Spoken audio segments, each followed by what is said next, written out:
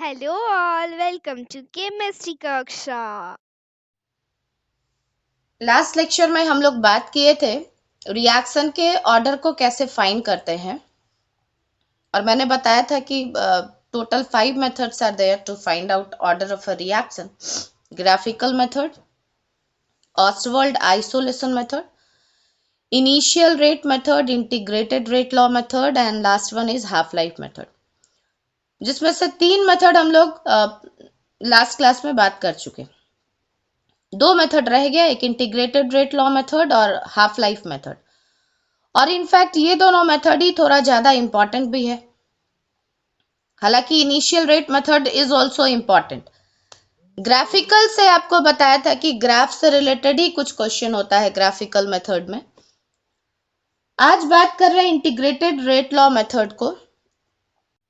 सबसे पहले इस मेथड को समझने के लिए इंटीग्रेटेड रेट इक्वेशन हम डिराइव करेंगे। तो इंटीग्रेटेड रेट इक्वेशन हम किसके लिए डिराइव करेंगे, एक एक करके वो बात कर रहे हैं। सबसे पहले हम बात कर रहे हैं इंटीग्रेटेड रेट इक्वेशन हम डिराइव करेंगे फॉर जीरोथ ऑर्डर रिएक्शन। ये पहला हम कह रहे हैं फॉर जीरोथ ऑर्डर रिएक्शन। याद करो जीरोथ ऑर्डर रिएक्शन हम लोग किसको कहते थे, क्योंकि ऑर्डर ही हम लोग किसको कहते थे, रेट लॉ में। रेट लॉ जो हम लोग एक्सपेरिमेंटल फैक्ट जिससे लिखते थे, उसमें रिएक्टेंट के कंसंट्रेशन का जो भी पावर होता था, जितना भी रिएक्टेंट है उसके कंसंट्रेशन के पावर के सम को ही हम लोग कहते थे ऑर्डर ऑफ द रिएक्शन। तो जीरोथ ऑर्डर कह रहे हैं, इसका मतलब है रिएक्टेंट के कंसंट्रेशन, जितना भी रिएक्टेंट हो सबके कंसंट्रेशन के पावर का सम 0 आना चाहिए, यानी कुछ आना ही नहीं चाहिए। तो ये मान लो कोई जीरोथ ऑर्डर रिएक्शन हम लिख रहे हैं, आर गिव्स प्रोडक्ट। और जैसा कि हम बोले कि ये एक जीरोथ ऑर्डर रिएक्शन हम मान रहे हैं, तो हमको क्या लिखना चाहिए, rate proportional to concentration of reactant to the power 0। Agree करते हो सब लोग? If I say this is a zeroth order reaction, यहाँ लिख दे रहे, let us consider a zeroth order reaction, हम खुद ही यहाँ पर मान रहे।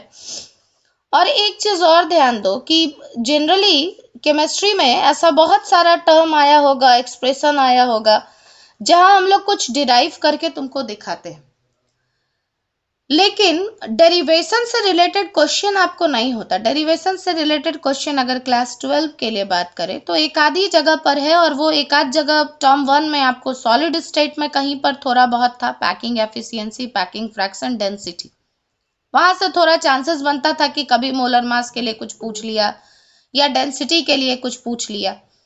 और एक जो दूसरा पॉसिबिलिटी बनता है जहां डेरिवेशन से रिलेटेड कुछ काम हो सकता है, वो यहीं पर हो सकता है। इसके अलावा और कहीं पर जो है कोई चांसेस नहीं है जहां आपको डेरिवेशन से रिलेटेड कुछ पूछा जाएगा। तो इसीलिए इसको थोड़ा सा आप अच्छे से ध्यान से देखेंगे कि इसको हम आगे बढ़ा कैसे रहे हैं। ऐसा नहीं कि बस इसको देखने भर के लिए, नहीं, इसको समझते हुए ही आगे जीरोथ ऑर्डर समझ जाओगे तो फर्स्ट ऑर्डर खुद भी ट्राई कर सकोगे। क्या लिखा, rate proportional to concentration of reactant to the power 0। तो यहीं से समझ में आ रहा है कि हम जीरोथ ऑर्डर रिएक्शन बात कर रहे हैं। अब याद करो रेट को कैसे लिखते थे हम लोग, change in concentration of reactant, reactant R इसलिए लिख रहे हैं बाई dt। लेकिन क्योंकि ये रिएक्टेंट है तो याद करो आगे हम लोग कौन सा साइन देते थे रिएक्टेंट के केस में, किसी को ध्यान है? Minus sign. सो दिस, और प्रोपोर्शनैलिटी का साइन हटाए तो एक कांस्टेंट हम ला दे रहे हैं के, this is rate constant.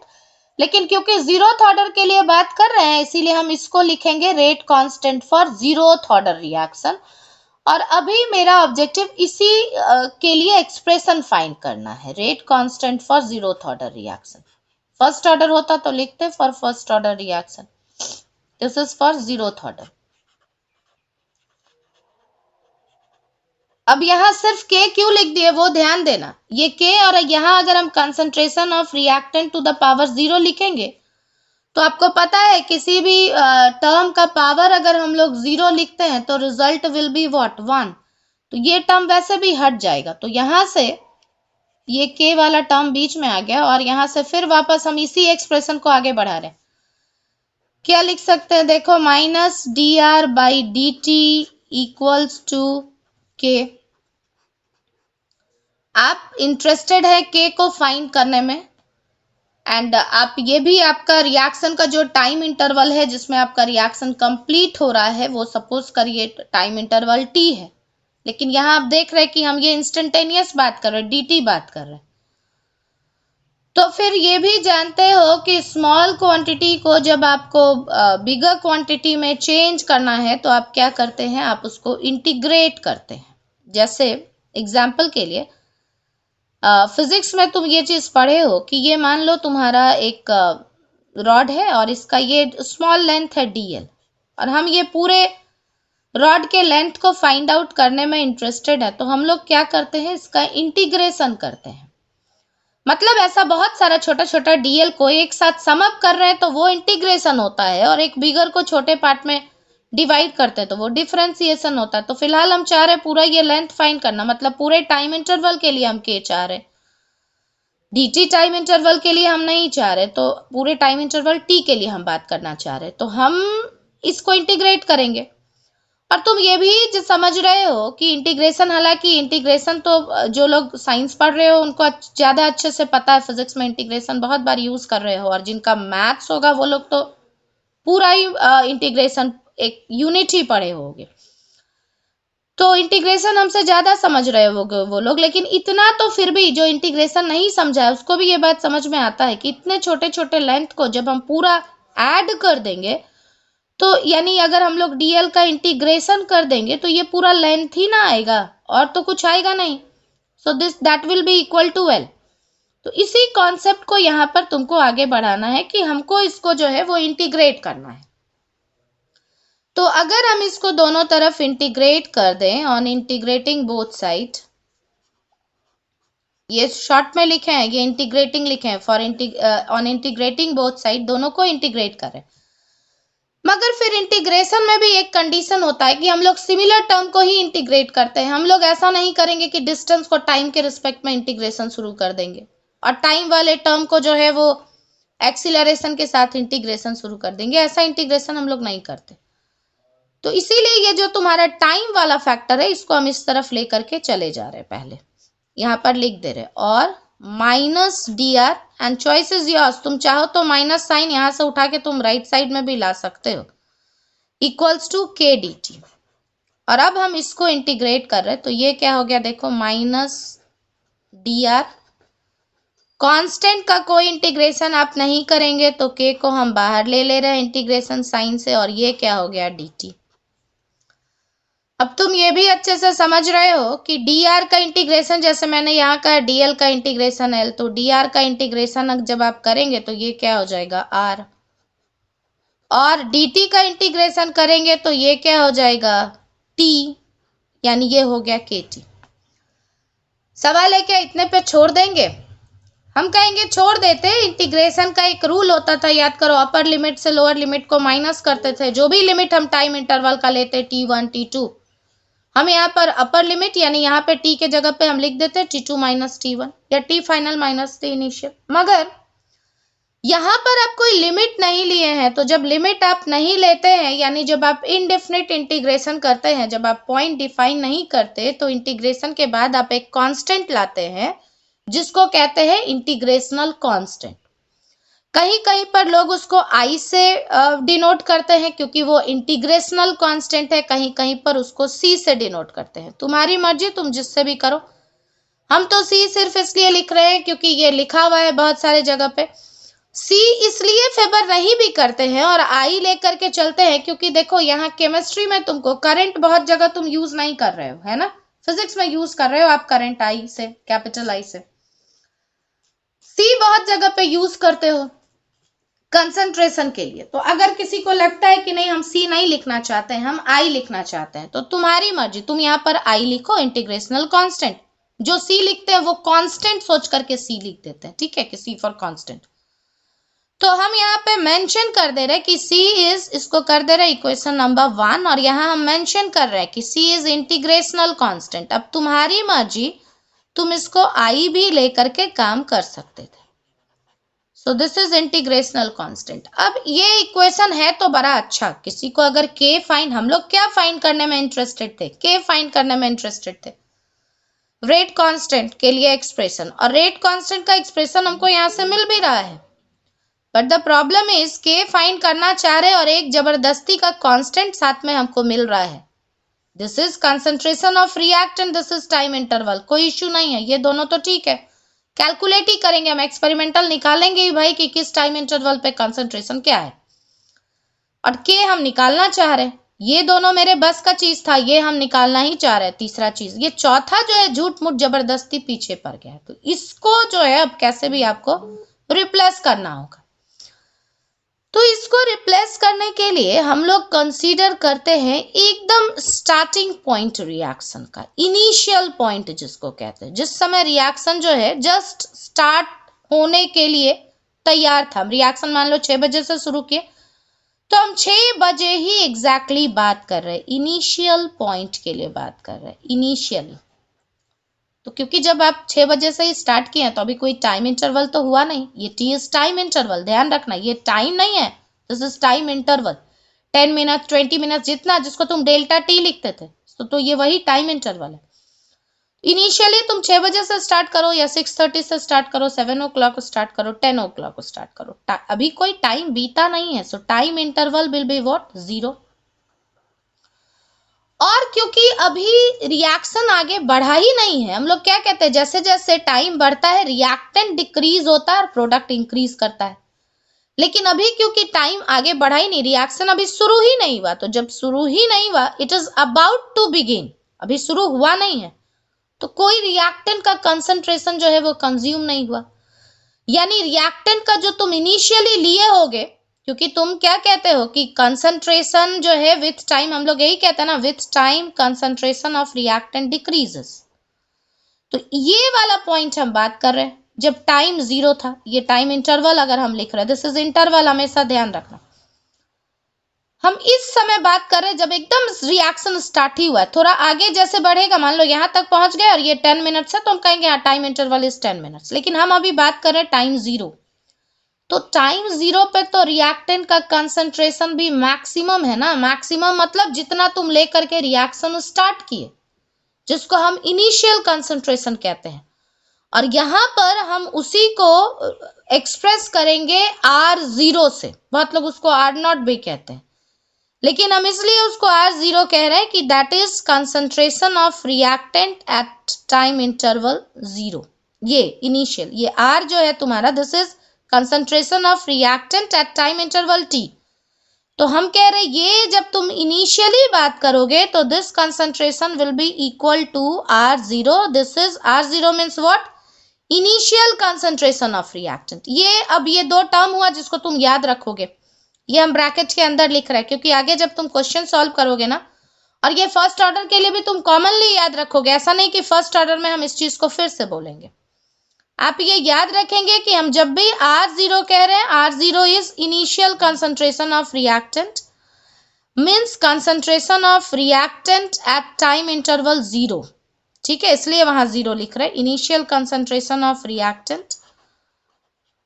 And R जब बात करें तो this is concentration of reactant left after time interval T. T पर तुम्हारे पास जो बचा हुआ है वो है R. दिस इज, इसको 2-3 बार जो है अपने मन में रिपीट करो. कंसंट्रेशन ऑफ रिएक्टेंट, जो सबसे इंपॉर्टेंट चीज हम कह रहे हैं, left after time interval T, जो तुम्हारे पास टाइम इंटरवल T होने के बाद बच गया, left after time interval T. ये ध्यान रखना. इसलिए ध्यान रखना, जैसे मान लो हमसे कोई कहता है कि a reaction completes 20% in 50 minutes, मान लो, तो टाइम इंटरवल आपको 50 मिनट्स दिया हुआ है. परसेंटेज में बात करते हैं तो इनिशियल 100 लेंगे, आगे बात करेंगे. एंड कंप्लीट्स 20% मतलब 20% खर्च हो चुका आपका रिएक्टेंट. तो R is not 20, R is 80, जो बच गया, 100 माइनस 20 वो R है. तो इस बात को तुम अच्छे से दिमाग में रखो कि R is concentration of reactant left after time interval T.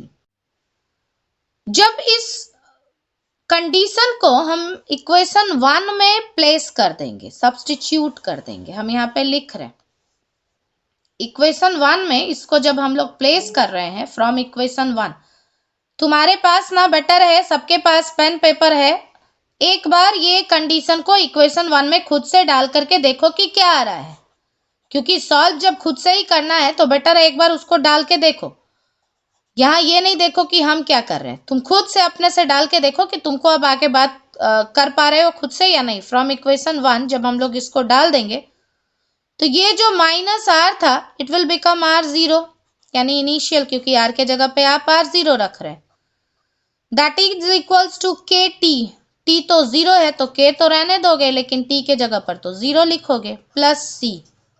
तो इससे होगा क्या, तुम्हारा c का वैल्यू निकल गया, that is equals to minus R0। अब इसी c का वैल्यू आप डाल देंगे, putting the value of c in equation 1, इसको डालोगे और फिर तुमको जो है वो k का एक्सप्रेशन निकल जाएगा। क्या हो गया देखो, minus r equals to k t, ये वाले इक्वेशन से कर रहे हैं, है ना। c के जगह पर अब जो c का वैल्यू आया है वो डाल देना, यानी minus initial concentration of reactant. ये माइनस इस तरफ आकर के प्लस हो जाएगा, तो क्या लिख सकते थे, R0 minus R equals to what, k t. और क्योंकि हम k का एक्सप्रेशन ही फाइंड करना चाह रहे तो k equals to what, R0 minus R by t. ये इक्वेशन आपको ध्यान रखना है, जब कभी भी हम क्वेश्चन में लिखेंगे कि reaction follow zeroth order kinetics, तो आपको ध्यान रखना है कि this is the integrated rate equation for zeroth order reaction. इस बात को ध्यान रखोगे, this is integrated rate equation for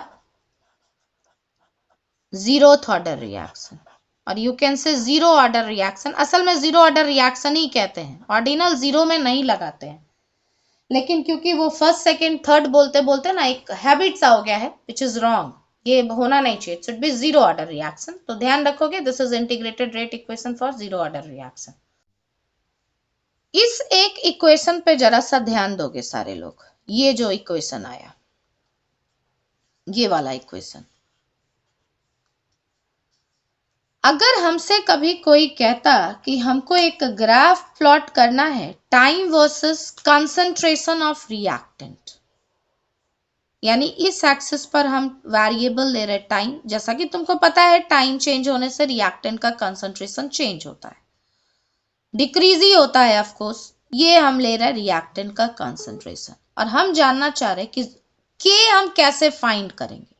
ठीक है, के फाइंड करने में हम इंटरेस्टेड है कि अगर हम, ठीक है, यहाँ पर अगर हमको इनिशियल कंसंट्रेशन दिया रहे, concentration left after time T दिया रहे, तो हम इस इक्वेशन को यूज करके के फाइंड कर सकते हैं। ग्राफिकली अगर हम के फाइंड करना चाहें या हम इनिशियल कंसंट्रेशन फाइंड करना चाहें तो हम कैसे फाइंड करेंगे जीरोथ ऑर्डर के लिए। तो आप reactant, concentration of reactant versus time, जो भी आपका जैसे जैसे टाइम इंटरवल बीतता जा रहा है, आप उस मोमेंट पे अपना कंसंट्रेशन रिएक्टेंट का रिकॉर्ड करेंगे और फिर आप एक ग्राफ प्लॉट करेंगे। तो ग्राफ का नेचर कैसा होना चाहिए वो जरा यहां से देखो। इस आर को, क्योंकि हम आर वर्सेस टी कर रहे हैं, तो इस आर को हम लेकर के जा रहे हैं राइट साइड में, या तुम कहो कि साइन हम चेंज कर दे रहे हैं, जो भी, इसको हम लेकर के चले जा रहे हैं राइट साइड में। तो यहां से क्या हो जा रहा देखो, तो R0, ये के टी इस तरफ आ गया तो minus k t equals to what, R।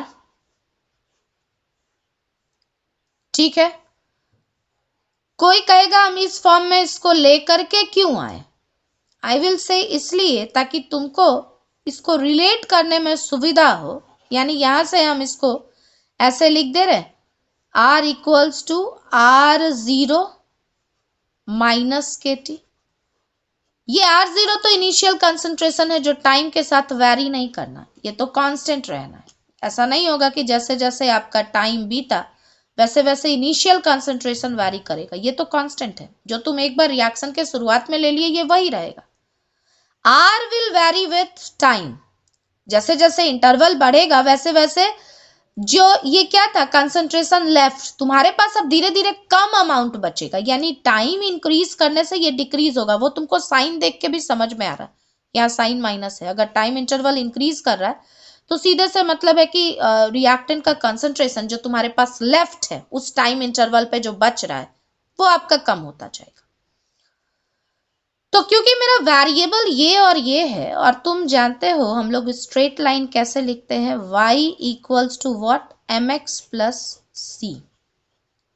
ठीक है, ये c मेरा कांस्टेंट होता था जो कि इंटरसेप्ट बताता था, m भी कांस्टेंट होता था जो कि स्लोप बताता था। स्लोप मतलब tan थीटा से इसका वैल्यू निकलता, और ये दोनों मेरा वेरिएबल होता था, ये y एक्सिस पे, ये x एक्सिस पे। तो देखो हम वही तो किए हैं, r को हम लिए हैं y एक्सिस पे, t को हम लिए हैं x एक्सिस पे, मतलब x हो गया t, ये x हो गया, और इसके साथ जो आप m लिए हैं, यानी वो किसका वैल्यू, हम जैसे कह रहे थे ना स्लोप से तुमको m पता चलता है, तो यहाँ स्लोप के जगह पर k है, यानी यहाँ जो लाइन हम ड्रॉ करेंगे उसका जो स्लोप होगा वो k को बताएगा, rate constant for zeroth order बताएगा, और इंटरसेप्ट जो है वो है आपका r0 बताएगा। मगर ध्यान ये देना कि ऐसे अगर प्लस साइन होता तो हम लोग स्लोप कैसे दिखाते, अप, है ना, यहाँ माइनस साइन है तो आप कैसा दिखाएंगे, डाउन। तो इसीलिए हम जो लाइन ड्रॉ कर रहे हैं यहाँ पर, ये ध्यान रखना, हम ऐसा लाइन, ऐसा स्ट्रेट लाइन नहीं बना रहे, हम ऐसा स्ट्रेट लाइन बनाएंगे, अप स्लोप नहीं लेकर के जाएंगे। ये पॉजिटिव साइन के लिए होता है, इंक्रीजिंग, फिलहाल हम डिक्रीजिंग करेंगे। तुम ये देखो कि तुम बात अच्छे से समझ पा रहे हो कि हम डिक्रीजिंग क्यों कर रहे हैं, हम ऐसा क्यों बना रहे हैं। अब यहां से समझ पा रहे हो कि जब टाइम इंटरवल आपका 0 था, ये 0 है, उस समय कंसंट्रेशन मैक्सिमम था, जिसको हम लोग क्या बोले, हम पहले ही बताएं कि जो इंटरसेप्ट होगा, यहां से देखो c के जगह पर ये आ रहा है r0, जो अकेला वाला कांस्टेंट है वो r0 है, यानी ये आपको बता रहा है r0 को, और इसका जो स्लोप बनेगा वो स्लोप आपको किसको बताएगा, वो बताएगा माइनस के को। माइनस क्यों लिख रहा है, क्योंकि वो डाउन दिखा रहे हैं हम।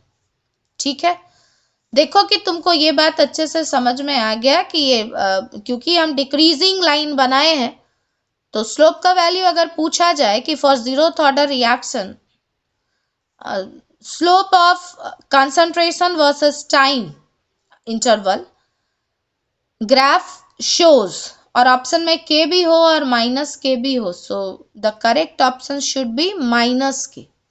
देखो कि तुम ये समझ गए हो, तो एक बार पेन और पेपर उठाओ और फर्स्ट ऑर्डर के लिए पहले खुद से ट्राई करो, उसके बाद तो फिर वीडियो देख करके आगे वेरीफाई कर ही लोगे कि वेदर यू आर करेक्ट और नॉट, और अगर गलती हो रही है तो कहां से हो रही है, लेकिन एक बार पहले खुद से ट्राई करो।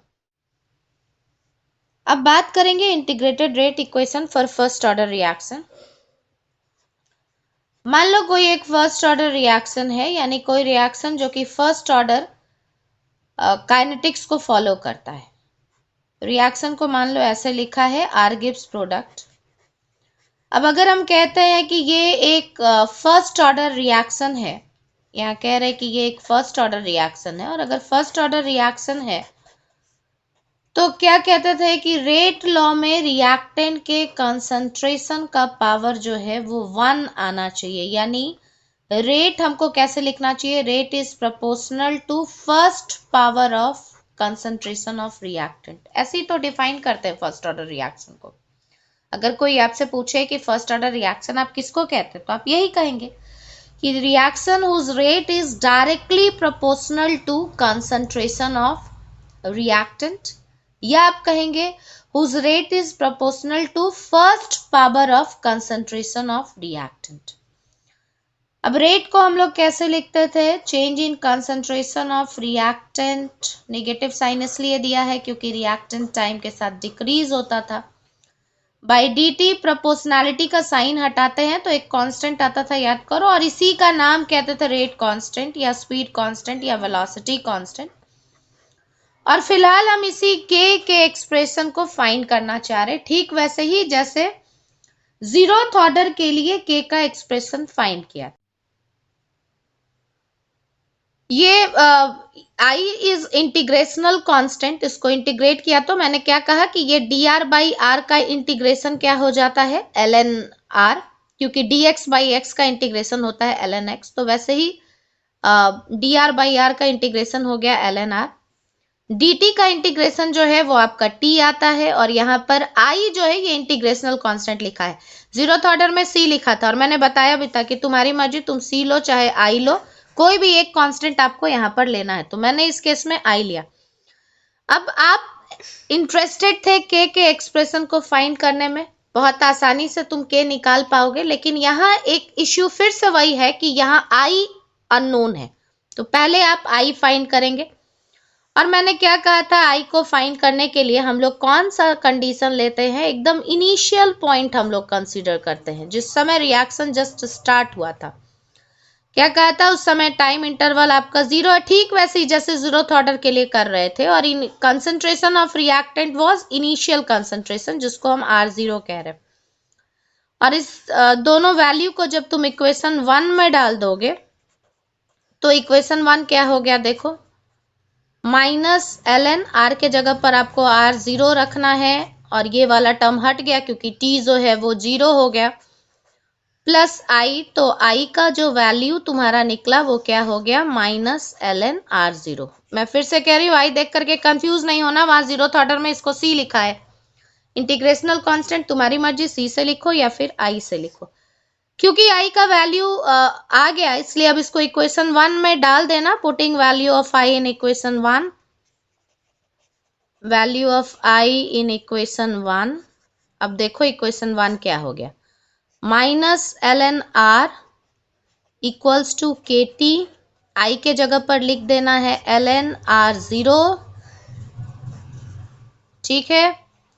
ये ln R0 ये नेगेटिव था, यहाँ ध्यान दो, माइनस ln R0 को अब इस तरफ लेकर के आ जाओगे तो ये हो जाएगा प्लस, यानी ln R0 माइनस ये वाला ln R equals to what, k t. Log याद करो, m माइनस n होता है लॉग m बाई n, तो यहाँ पर हो गया ln R0 by R equals to what, k t. यानी यहां से अगर हम बात करते हैं k के एक्सप्रेशन के लिए, तो हम कह सकते थे k equals to 1 by t ln R0 by R, और अगर आप इसको नेचुरल लॉग से लॉग बेस 10 में चेंज करेंगे, जो कि करना ही होगा क्योंकि हम लोग तो लॉग बेस 10 ही देख पाते हैं ना, तो natural log equals to what, 2.303 log base 10। याद रखो ln के जगह पे लिख रहे हैं 2.303 लॉग बेस 10, तो ये हो गया R0 बाई R। एक बार रिकॉल करो, R0 क्या था, इनिशियल कंसंट्रेशन ऑफ रिएक्टेंट, जो तुम्हारे पास शुरू में है। जब क्वेश्चन करेंगे नेक्स्ट क्लास में पहले क्वेश्चन ही करेंगे, तो ये ध्यान रखना है कि अगर आप फ्रैक्शनल दिया हुआ है 1/2 2/3 कंज्यूम्ड ऐसा करके दिया हुआ, तो आप इनिशियल यानी R0 को लेंगे 1, and R is what, concentration of reactant left after time interval t। अगर परसेंटेज दिया हुआ है, मान लो 20% रिएक्शन कंप्लीट्स इन 30 मिनट्स, तो टाइम इंटरवल 30 मिनट्स हो गया, इनिशियल आप 100 लेंगे। 20% कंप्लीट्स, तो ये R जो है वो नहीं है जो कंप्लीट हुआ, ये R वो है जो कि टाइम इंटरवल t के बाद बचा। अगर 20% रिएक्शन कंप्लीट हो गया तो रिमेनिंग इज व्हाट, 80, तो इस R के जगह पर आप 80 लिखेंगे, ठीक है। अब एक और चीज जो यहां से ध्यान देना है, एक तो ये k का एक्सप्रेशन, अब दो बातें बचती हैं। एक तो ग्राफ जो है इससे रिलेटेड, देखो जब ग्राफ के लिए बात करेंगे तो ये इंपॉर्टेंट है कि किस कोऑर्डिनेट पे आप क्या ले रहे हैं। एक तो जो सबसे पहले ग्राफ तुमको समझना चाहिए वो इससे समझना चाहिए, जो कि ग्राफिकल मेथड पे भी हम बात किए थे।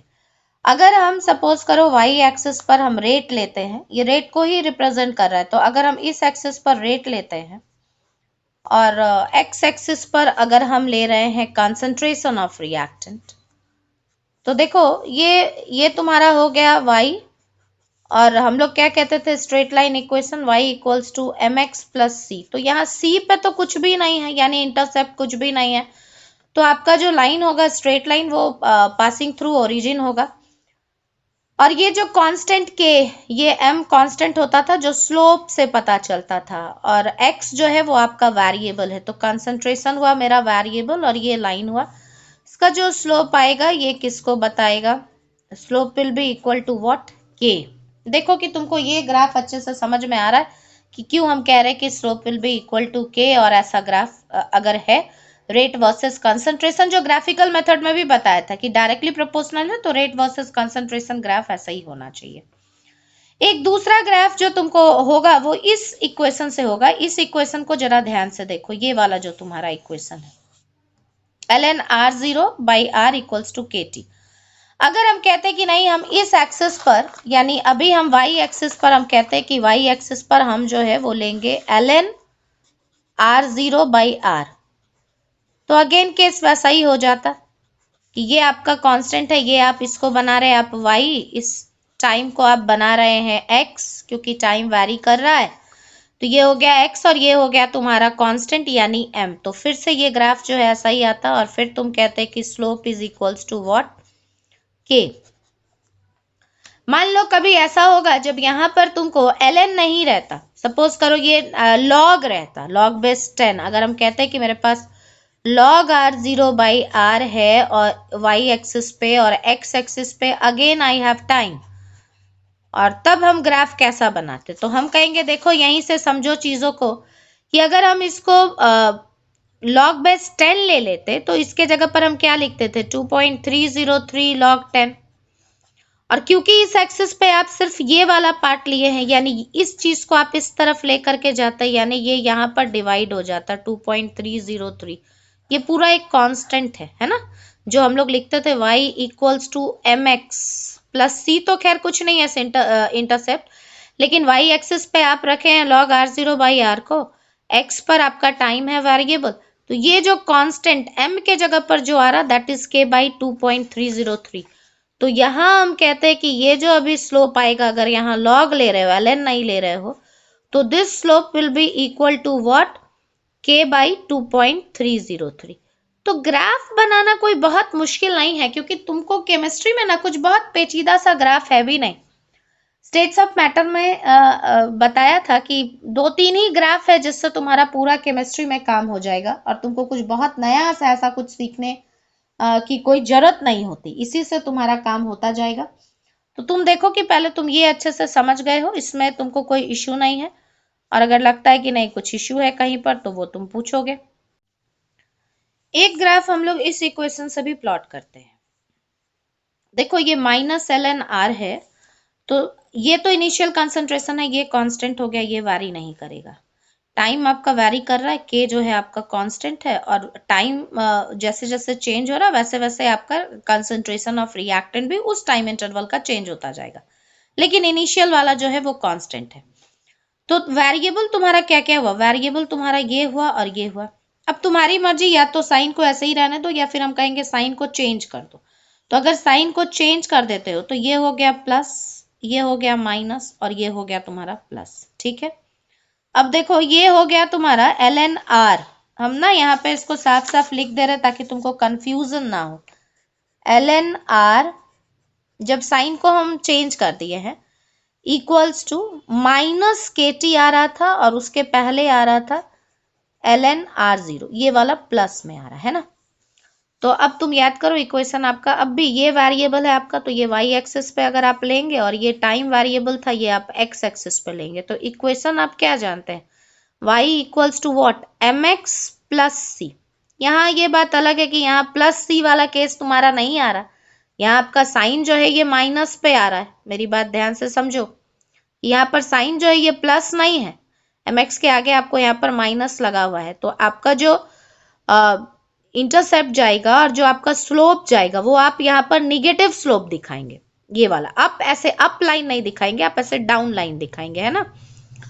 यानी अगर हम इस एक्सिस पर लेते हैं ln r y एक्सिस पर, और अगर हम इस एक्सिस पर लेते हैं टाइम इंटरवल, तो अभी इंटरसेप्ट भी है, ध्यान दो, ये भी एक कांस्टेंट है अकेला जो किसी के जगह पर आ रहा है, तो इसलिए अभी हम पासिंग थ्रू ओरिजिन नहीं कर रहे हैं, हम यहाँ से इसको जो है वो डाउन दिखा रहे, लाइन को अप इंक्लाइनेशन नहीं दिखा रहे, डाउन इंक्लाइनेशन दिखा रहे। और यहाँ से यही तुमको समझ में आ रहा है कि ये जो अभी जो स्लोप आएगा that slope will be equal to minus k, क्योंकि ये डाउन स्लोप हम दिखा रहे हैं। और ये जो तुम्हारा इंटरसेप्ट जहां ये कट हो रहा है, this point represent what, ln r0। और ठीक भी तो है, मैंने यही तो कहा था कि जिस समय टाइम इंटरवल 0 होगा यानी इनिशियल कंसंट्रेशन को हम लोग r नहीं कह करके r0 कह रहे, तो ठीक ही है। ठीक है कि हम k का एक्सप्रेशन फाइंड कर लेंगे, लेकिन सवाल ये है कि इंटीग्रेटेड रेट लॉ से हम लोग जो कह रहे हैं कि हम लोग फाइंड कर पाएंगे ऑर्डर ऑफ रिएक्शन, तो वो कैसे फाइंड कर पाएंगे भाई? उसका तो कहीं पर कोई जिक्र ही नहीं आ रहा कि हम ऑर्डर कैसे पता कर लेंगे। तो अब मेरी बात ध्यान से सुनो, क्योंकि तुम 0th ऑर्डर भी देख चुके और क्योंकि तुम फर्स्ट ऑर्डर भी देख चुके, तो मेरी बात को जरा ध्यान से सुनोगे कि हम कहना क्या चाह रहे हैं। आप क्या कह रहे थे? के का एक्सप्रेशन 0th ऑर्डर के लिए हम लोग क्या कह रहे थे? याद करो, r0 minus r by t. This was for 0th order. First order के लिए आप क्या निकाले हैं? k equals to 2.303 by t log r0 by r। No matter whether the reaction is first order और 0 ऑर्डर, ये k जो होता है ना, ये k कांस्टेंट होता है for a given reaction at a given temperature. हम यही चीज तो कह रहे हैं।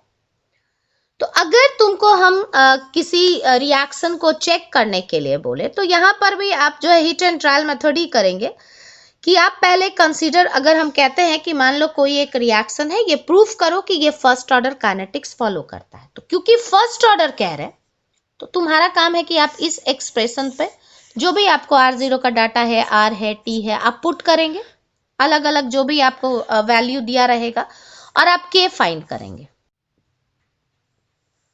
अगर ये तुम्हारा k जो है वो कांस्टेंट हो गया, इसका मतलब है कि तुम जो फर्स्ट ऑर्डर काइनेटिक्स पर उसको अप्लाई कर रहे थे वो सही है। लेकिन मान लो कि आपका जो डाटा है, आप उससे k1 निकाले वो कुछ और आ गया, k2 निकाले कुछ और आ गया, इसका मतलब है कि वो फर्स्ट ऑर्डर काइनेटिक्स फॉलो नहीं करता है। फिर तुम ऐसे ही 0th ऑर्डर पे भी ट्राई कर सकते हो कि हम r0 डाले, r डाले, t डाले, हम k निकाले एक बार। फिर जो सेकेंड टाइम इंटरवल हमको दिया हुआ है उसके लिए भी r0 डाले, r डाले, t डाले, और फिर हम k फाइंड किया, और फिर से अगर k1 और k2 मेरा सेम हो गया, इसका मतलब है रिएक्शन जो है वो 0th ऑर्डर है। तो ये सारे पैटर्न का क्वेश्चन जो है वो हम अगले लेक्चर में क्वेश्चन ही केवल अभी प्रैक्टिस करवा रहे हैं। अगला जो वीडियो आएगा वो सिर्फ क्वेश्चन का आएगा। उसके बाद जो भी आपका रिमेनिंग 2 टॉपिक है, एक आर्हेनियस इक्वेशन और एक कॉलिजन थ्योरी, जो कि तुम्हारे +2 में नहीं है, अभी डिलीटेड सिलेबस में वो नहीं इंक्लूड किया हुआ है, लेकिन एंट्रेंस में होगा, इसलिए उसको करवाएंगे। अगर तुमको लगता है कि नहीं कुछ और चाहिए, कोई तुम्हारा अपना डिजायर चैप्टर है कि नेक्स्ट चैप्टर क्या शुरू होना चाहिए, तो वो कमेंट में डाल करके लिखोगे कि तुमको क्या नया चैप्टर चाहिए, उसके अकॉर्डिंग फिर अगला चैप्टर स्टार्ट करेंगे। अदरवाइज फिर मुझे जो ठीक लगेगा मैं वो चैप्टर स्टार्ट करूंगी। याद करो, next method was half life period method, है ना, कि हाफ लाइफ से भी हम लोग ऑर्डर प्रिडिक्ट कर सकते हैं। अगर पहले तो सवाल ये आता है कि हाफ लाइफ पीरियड हम लोग बोलते किसको है?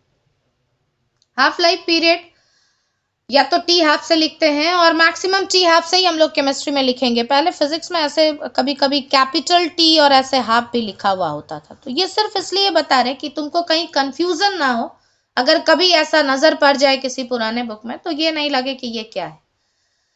ये भी चीज को ध्यान में रखोगे कि ये हाफ जो हम लिखे हैं ये पावर पे नहीं लिखे, ऊपर नहीं लिख देना, ये छोटा सा नीचे सबस्क्रिप्ट लिखे हुए हैं, टी हाफ। और जैसा कि नाम से समझ में आ रहा, हाफ लाइफ, जैसे एक आदमी, मान लो हम कहते हैं कि एक आदमी के लिए एवरेज लाइफ मान लो हम कहते हैं 60 ईयर्स है, जस्ट फॉर एग्जांपल, मतलब कि वो 60 साल जीता है। यानी जब वो 30 ईयर्स अपने लाइफ का जी चुका, तो हम लोग क्या कहते हैं, और जनरली देखोगे लोग बातचीत में ऐसा बोलते भी हैं कि आधी जिंदगी तो गुजर गई और आधी बची हुई है। दोनों चीज वो कह रहे हैं, आधी गुजर गई और आधी बची हुई है। तो तुमको ये दोनों एक्सपेक्ट समझना है। फिर एक वो बड़ा अच्छा आता है मोटिवेशनल, कभी कभी देखे होगे कि अगर देखने का नजरिया जो है इंसान का कैसा है, पॉजिटिव एटीट्यूड है या नहीं है, कि अगर ग्लास में आधा ग्लास पानी है तो लोग कहते हैं, कुछ लोग कहेंगे कि ग्लास जो है वो आधा खाली है, लेकिन जिनका पॉजिटिव एटीट्यूड है वो कहेंगे ग्लास आधा भरा हुआ है। यानी 50% खाली हो चुका है या 50% उसमें अभी भी है। यहाँ हम तुमको नजरिया नहीं बता रहे, यहाँ हम तुमको एज काउंटिंग भी नहीं बता रहे कि तुम किस स्टाइल में बात कर रहे हो। हम तुमको ये कह रहे कि कंटेंट तो वही है। अगर ग्लास का कैपेसिटी 100 ml का था या 200 ml का था मान लो, तो अगर ग्लास आधा खाली है या ग्लास आधा भरा हुआ है, ग्लास का कैपेसिटी 200 ml का अगर था तो सीधी सी बात है, आधा खाली है तो भी उसमें 100 ml वाटर है और आधा भरा हुआ है तो भी उसमें 100 ml ही वाटर है। हमको उसी 100 ml पे फोकस करना था। 100 ml डजंट मीन्स कि 100 ml। आपको ये हाफ लाइफ पीरियड समझने के लिए इसी कंटेंट को समझना है कि हाफ लाइफ पीरियड किसी रिएक्शन के रिस्पेक्ट में वो टाइम इंटरवल है। हम फिर से कह रहे हैं, ये और कुछ नहीं, ये टाइम इंटरवल का ही एक नाम हो गया हाफ लाइफ पीरियड। लेकिन हमेशा नहीं, ऐसा नहीं कि आप जब मन करेगा, टाइम इंटरवल मतलब जिसको हम टी से लिख रहे थे, हम कह रहे हैं टी को ही हम हाफ लाइफ पीरियड कहते हैं। लेकिन ऐसा नहीं कि जब तब हम मुंह उठा के टी को टी हाफ कह देंगे, नहीं, उसके लिए एक कंडीशन है। कुछ खास सिचुएशन में हम उसको टी हाफ कहते हैं। मान लो तुम्हारी मम्मी सपोज करो टीचर है, तुम भी उसी स्कूल में पढ़ते हो, तो तुम मम्मी को कभी टीचर कहते हो, लेकिन हमेशा नहीं कहते। ऐसा नहीं कि घर में भी मम्मी को टीचर कहोगे, स्कूल में वो तुम्हारे क्लास में तुमसे जब मिली तुम उनको टीचर कह रहे हो। ये एक कंडीशन है कि उस पर्टिकुलर टाइम में हम उनको टीचर कहते हैं। ठीक वैसे ही कह रहे हैं कि एक पर्टिकुलर कंडीशन पे आप टाइम इंटरवल को हाफ लाइफ पीरियड कह सकते हैं। और वो कंडीशन क्या है? कंडीशन ये है कि आप टी को टी हाफ कहेंगे तब जब रिएक्टेंट जो है वो अपने इनिशियल का आधा हो जाए। आधा हो जाए कहने का मतलब 50% हो जाए। फ्रैक्शन में बात कर रहे तो कह रहे हाफ हो जाए, और परसेंटेज में बात कर रहे तो कह रहे 50% हो जाए। 50% हो जाने का फर्दर टू मीनिंग है, या तो 50% रिएक्शन कंप्लीट हो चुका है या कहो 50% रिएक्टेंट बच गया। ग्लास आधा खाली है या ग्लास आधा भरा हुआ है, उससे मतलब नहीं है। आखिर अमाउंट जो ग्लास में बचा हुआ है वाटर का, वो तो अपने इनिशियल का जितना कि वो जब फिल्ड था उससे 50% ही बचा हुआ है। तो वही चीज कह रहे हैं। तो अगर 60 इयर्स लाइफ स्पैन है तो 30 साल आप जी चुके, यानी जिंदगी 30 साल खर्च हो गई, आधी खर्च हो गई या आधी जिंदगी बची हुई है। वो आप अपने नजरिया को रखिए अपने पास, हमको यहाँ उससे कुछ लेना देना नहीं है। हम आपको केवल ये कहना चाह रहे हैं कि आप टाइम इंटरवल को हाफ लाइफ पीरियड उस समय कहेंगे जब रिएक्शन अपना 50% जो है काम कर चुका है, मतलब 50% ऑफ रिएक्टेंट कंज्यूम्ड। और अगर 50% यानी आधा कंज्यूम हो गया तो आप उसी को दूसरे तरीके से कह रहे हैं कि 50% ऑफ रिएक्टेंट रिमेन्स अनरिएक्टेड, वो अभी रिएक्शन में नहीं गया, वो बचा हुआ है।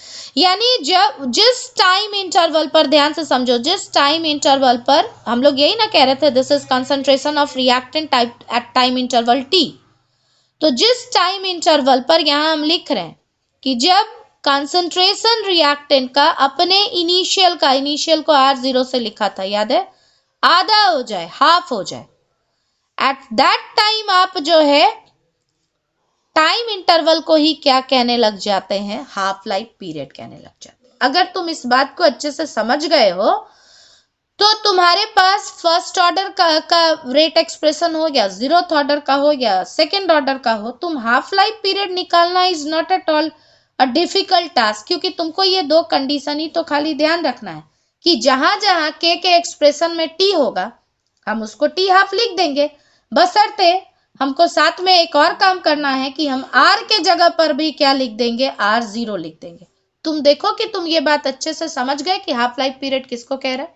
देखो, जब सब्जेक्टिव क्वेश्चन होता है ना तो दो तरह से क्वेश्चन होता है। एक क्वेश्चन होता है right expression of rate constant and derive half life period, और एक क्वेश्चन होता है तो derive expression of rate constant and half life period.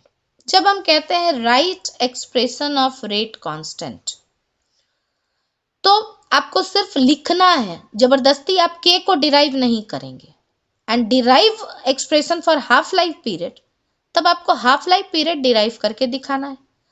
लेकिन डिराइव करके दिखाना है मतलब कुछ ऐसा नायाब सा चीज कर लेना, ऐसा नहीं, क्योंकि के का एक्सप्रेशन अगर आपको ध्यान है जीरोथ ऑर्डर के लिए हम लोग क्या कहते हैं, यहाँ ध्यान दो, ये जीरोथ ऑर्डर है, तो जीरोथ ऑर्डर के लिए अभी के का एक्सप्रेशन फाइंड किए हो, k equals to what, R0 minus R by t, यही फाइंड किए ना। अब छोड़ दो कि हम क्या कह रहे हैं, इसको कर दो कुछ कोई इक्वेशन, ये इक्वेशन 1 2 जो भी पिछला इक्वेशन से था, क्या मैंने इसलिए लिख दिया कि since we know k equals to this for zeroth order, हम कह रहे हैं फर्स्ट ऑर्डर के लिए ये एक्सप्रेशन बदल जाएगा। अब तुमको क्योंकि हाफ लाइफ पीरियड कह रहा है निकालने के लिए, यहाँ हेडिंग ही लिखे half life period for zeroth order reaction, तो अब तुम ये वाला जो कंडीशन था उसको यहाँ पे डालो, तो यहां से क्या कह सकते हैं, दैट इज इक्वल्स टू, या यहाँ पे हम एक बार मेंशन कर दे रहे हैं कि जब तुम्हारा कंसंट्रेशन यानी R के जगह पर आप R0/2 लिखेंगे, देन आप T के जगह पर आपको ऐसा अलाउ किया जाएगा कि आप T के जगह पर T½ लिख दीजिए। ठीक है, आपको ये दिया जाता है फ्रीडम कि you can write T½ in place of T, लेकिन वो सिर्फ तभी फ्रीडम आपको मिलता है जब आप R के जगह पर R0/2 लिखते हैं। तो अब हम K अगर यहां से निकालेंगे तो क्या हो जाएगा, ये हो गया R0 माइनस ये हो गया R0/2 यानी हाफ R0 बाई T के जगह पर अब हम लिख रहे हैं T½ ठीक है। अब तुम देखो यहां से K इक्वल्स टू क्या हो गया तुम्हारा, ये R0 था और ये R0/2 यानी हाफ R0 है, तो जब सब्ट्रैक्ट करोगे तो R0/2 ही आएगा, तुम्हारी मर्जी तुम उसको कैसे सॉल्व करते हो। सो दिस इज R0/2 और नीचे एक लिखा हुआ है T½ इसको जब तुम करोगे तो that will be equal to R0/2 T½ अब क्योंकि अब तो हम हेडिंग लिखे हैं हाफ लाइफ पीरियड, तो मेरा तो अब इंटरेस्ट हाफ लाइफ पे है, के से अब मेरा इंटरेस्ट हट गया है, तो T½ यहां से क्या हो जाएगा, देखो R0 which is initial concentration by 2K। हम तुमको जो फिफ्थ मेथड बताए थे ऑर्डर को फाइंड करने के लिए, वो एक्चुअली इसी कंक्लूजन पर बेस्ड था कि अगर कभी तुमसे एक टेबल दिया जाए, क्वेश्चन करवाएंगे पहले, जब सारा हो जाएगा उसके बाद क्वेश्चन लेंगे, अब आज के लेक्चर में नहीं लेंगे, अगले ही लेक्चर में लेंगे, लेकिन क्वेश्चन इस पर भी करवाएंगे, तो इसको तब तक रिवाइज करते रहो। देखो यहां से क्या कह रहे हैं, हाफ लाइफ पीरियड, क्योंकि ये तुमको पता है कांस्टेंट है, at constant temperature for a given reaction value of K is constant। तो तुम यहां से क्या समझ पा रहे हो वो देखो कि half life period initial R0 is initial concentration, so this is proportional to initial concentration of reactant। लेकिन ये हम केवल किस रिएक्शन के लिए बात कर रहे हैं, तो मेरी बात ध्यान से समझना, this is correct only for zero order reaction. जब हम फर्स्ट ऑर्डर के लिए बात करेंगे तो देखना हम ऐसा नहीं कहेंगे। इसी कंक्लूजन के बेसिस पर हम लोग ऑर्डर प्रिडिक्ट कर सकते हैं। कहोगे कैसे, तो हम कहेंगे मान लो तुमको हम ऐसा कहते हैं कि ये जो है मेरा कंसंट्रेशन था और ये मेरा हाफ लाइफ है। शुरू में कंसंट्रेशन 10 मोलर था, मान लो हाफ लाइफ जो है वो सपोज करो कुछ भी एक हम कह देते हैं, मान लो x सेकेंड है, मिनट है, जो भी कुछ, और जैसे ही कंसंट्रेशन हो गया 50 मोलर, तो मान लो मेरा हाफ लाइफ पीरियड जो है वो हो गया x/2। जैसे ये मान लो टाइम मिनट आवर सेकेंड में कुछ था, तो हम यहाँ कहते हैं 4 आवर, और जैसे ही कंसंट्रेशन 50 मोलर हो गया, हाफ लाइफ कहने का मतलब दिमाग में याद रखो आधे होने के लिए, यानी 100 से 50 जब आप आए होंगे, 100 का हाफ 50 ही होता है, तो आपको 4 आवर्स लगा होगा, ठीक है। लेकिन 50 को अपना हाफ होने में, 50 का हाफ यानी 25 होता है, 50 को 25 होने में टाइम अब कितना लगेगा। अगर हम कहते हैं ये जीरोथ ऑर्डर है तो तुम सीधा कहते 2 आवर लगेगा। कहोगे क्यों, हम कहेंगे इसलिए क्योंकि यहाँ पर इनिशियल कंसंट्रेशन वाज 100। अब यहां से जब आप कैलकुलेशन शुरू कर रहे हैं तो इनिशियल इज 50, उसका आधा हो गया, और अगर कंसंट्रेशन हाफ हो गया तो हाफ लाइफ पीरियड भी हाफ हो जाना चाहिए, यानी उसको आधे होने में समय भी हाफ लगना चाहिए, तो 4 आवर्स से अब 2 आवर्स। अब खुद से बताओ, अगर 25 हो गया है 2 आवर्स में, अब 25 को हम चाह रहे कि ये 12.5 यानी अब इसका ये हाफ हो जाए, तो यहाँ हमको कितना टाइम लगना चाहिए, बोलो जल्दी, 1 आवर लगना चाहिए। और फिर 12.5 को कहेंगे 6.25, तो 30 मिनट्स में हो जाना चाहिए। तो फर्स्ट ऑर्डर के लिए देखना ये ऐसा नहीं होगा कि ये कंसंट्रेशन आपका कम होता जा रहा है तो इधर से हाफ लाइफ भी कम होता जा रहा है। यही इसी को देख करके कि आपको जब टेबल दिया होता है और आपसे पूछा जाता है कि टेबल देख करके you predict that reaction follows which order kinetics. So if you find that concentration and half-life, initial concentration of reactant, of course this is initial concentration, आप जहां से पॉइंट कैलकुलेशन शुरू करेंगे वहां आप इनिशियल ले रहे हैं, उसी को आप इनिशियल मान रहे हैं क्योंकि आप वहीं से इंटरवल मेजर करना शुरू कर रहे हैं। तो अगर इनिशियल कंसंट्रेशन और हाफ लाइफ दोनों डायरेक्टली प्रोपोर्शनल है, so your reaction is zeroth order reaction.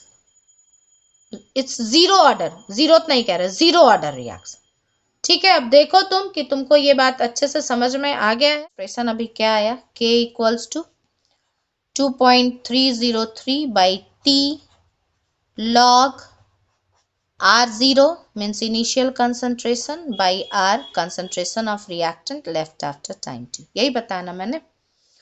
और यहां से देख पा रहे हो कि T को T हाफ हम लिख सकते हैं, इसी T को T हाफ लिखेंगे और क्योंकि हम हाफ लाइफ ही फाइंड आउट करने में इंटरेस्टेड है तो लिखेंगे ही, लेकिन तब लिख सकते हैं जब हम लोग R के जगह पर R0/2 लिख दे। तो यहां से क्या लिख रहे हैं, देखो इसी कंडीशन को हम एक बार फिर से लिख रहे हैं कि when concentration of reactant become half of the initial concentration, तब हम लोग T के जगह पर यानी टाइम इंटरवल को ही हम लोग क्या कहते हैं, हाफ लाइफ पीरियड।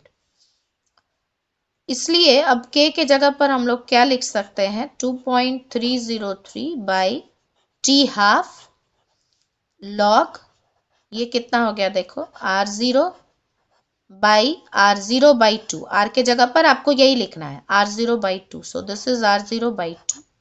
यहाँ से ये R0 कैंसिल हो गया और 2 जो है वो ऊपर चला गया। So you can say K equals to 2.303 by T half log 2। देखो जब ऑब्जेक्टिव क्वेश्चन होता है ना तो मेरी बात ध्यान से समझो, जैसे वहां पर ये 2.303 जब K का एक्सप्रेशन फाइंड कर रहे थे तो ये कहाँ किसके जगह पर लाए थे, याद करो, ln को जब हम लोग log बेस 10 यानी नेचुरल लॉग को जब हम लोग log बेस 10 में चेंज कर रहे थे तब ये एक्सप्रेशन आया था, याद आ रहा है।